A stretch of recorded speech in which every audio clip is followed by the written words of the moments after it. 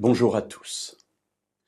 Terminons aujourd'hui cette petite série sur l'appel qu'Élie fait à Élisée. Nous avons vu qu'Élisée quitte tout pour suivre son maître, son nouveau maître. Il détruit même son outil de travail, montrant par là la fin de cette vie ancienne et l'ouverture vers la vie nouvelle. C'est sans doute à cet épisode que pensait une personne lorsqu'elle approchait Jésus. Un jour, alors que Jésus est en train de parcourir son chemin, voilà que des personnes l'abordent et puis l'interrogent sur son ministère, sur la manière de le suivre, et une de ces personnes lui dit la chose suivante. Nous trouvons cela dans l'Évangile selon Luc au chapitre 9 et au verset 61-62. Un autre dit « Je te suivrai, Seigneur, mais permets-moi d'aller d'abord prendre congé de ceux de ma maison. » Jésus lui répondit, « Quiconque met la main à la charrue et regarde en arrière n'est pas bon pour le royaume de Dieu. » Alors cette parole peut sembler dure parce que, voilà quand même quelqu'un qui veut suivre Jésus.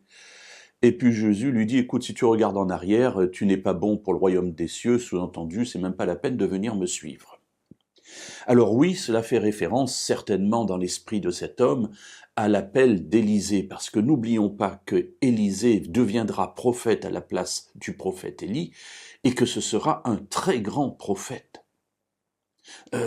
L'appel que Élie lui a adressé, il y a bien répondu, bien qu'il soit allé vers son père et sa mère pour leur dire au revoir avant de suivre le prophète Élie. Alors qu'est-ce que Jésus veut dire ici? Qu'est-ce que Jésus veut dire à cette personne? Qu'est-ce que Jésus veut nous dire? Lorsque, ressentant l'appel, on dit « je vais aller dire d'abord au revoir à mon père, à ma mère, à ceux de ma maison », et puis d'entendre cette parole, quiconque regarde en arrière après avoir mis la main à la charrue, il vaut mieux qu'il ne vienne pas, ça sert à rien.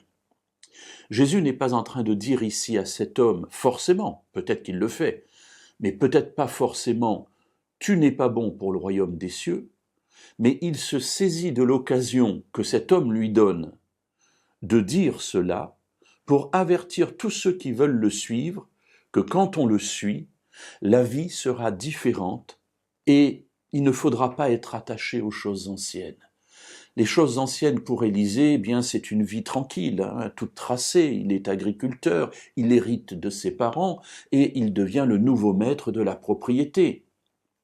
Ici, de la même manière, cet homme, on ne sait pas quel est son métier, mais nous pouvons, dans notre vie, considérer ces choses. En ce qui me concerne, j'étais militaire et j'ai cessé d'être militaire. Ma femme était fonctionnaire, elle était laborantine, elle a cessé d'être laborantine, et nous nous sommes engagés dans les études du ministère pastoral sans savoir ce qu'il adviendrait.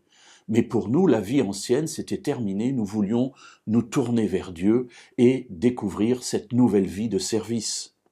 Ici, ce que Jésus veut dire, c'est que quand on se tourne vers lui pour entrer dans son appel, il nous faut bien mesurer les choses et savoir que la vie ancienne à laquelle on avait rêvé ne sera pas possible. Bien sûr, elle s'ouvre sur une vie de disciple, une vie merveilleuse, en communion avec Dieu, en relation avec le Maître, mais voilà, la vie ancienne est terminée.